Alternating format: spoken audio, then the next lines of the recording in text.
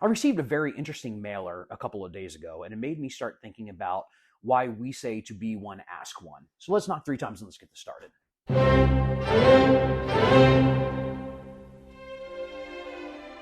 Hey guys, it's Z, back with another episode of Observant Freemasonry, and today we are talking about the idea of becoming a member of a lodge, and to be one, ask one. And if you are a man that is looking to join Freemasonry, you may not know what that means, so let me take a moment and explain it to you.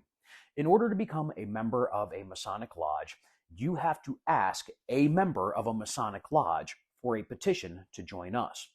Perhaps you belong to a grand jurisdiction where on their website you can put in your name and they can forward that information to a lodge, and then the lodge will contact you and all that other stuff.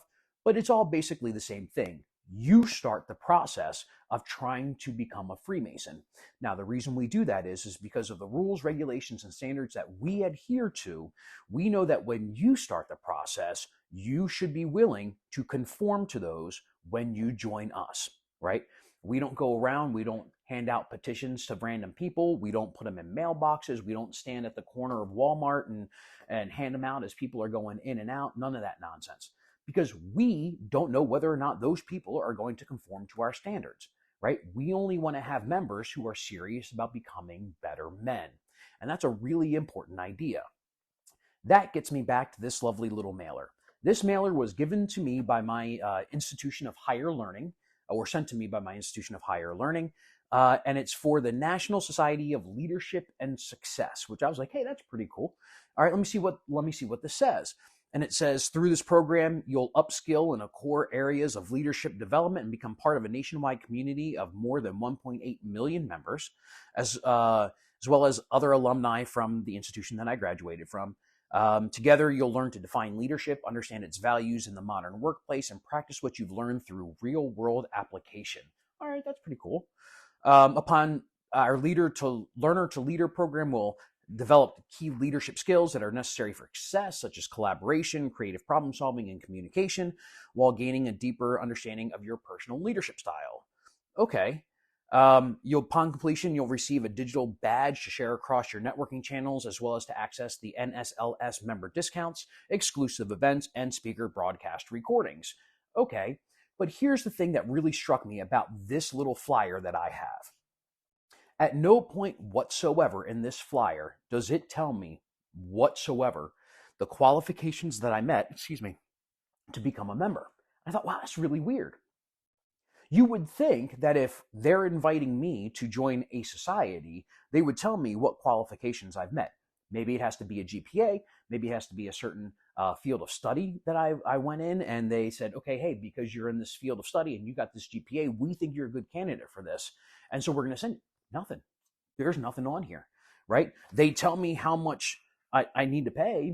They tell me when I need to do it, but they don't tell me what I did, right? And here's the really weird part, right? If I don't know what I did, then do those 1.8 million people nationwide know what they did in order to become part of the society, right? Better yet, how do I know what qualifications I have? How do I know what qualifications they have? And do I want to put my name attached to this society? Can't tell you that I do, right? Freemasonry, we know we have certain qualifications in which you have to meet. You have to be 18, you have to be a man, you have to have a belief in the supreme being, and you have to be a good man, right? That's something I can attach my name to and have absolutely no problem with, right? But this doesn't tell me anything, right? I don't know if that 1.8 million people were the top of their class. I don't know if they're in the same field of study that I was in. I don't understand if they have to be a good man. They could be all like really bad criminals with large, long, police records. There's nothing in here saying that they're not, right? So do I want to become a member of this? No.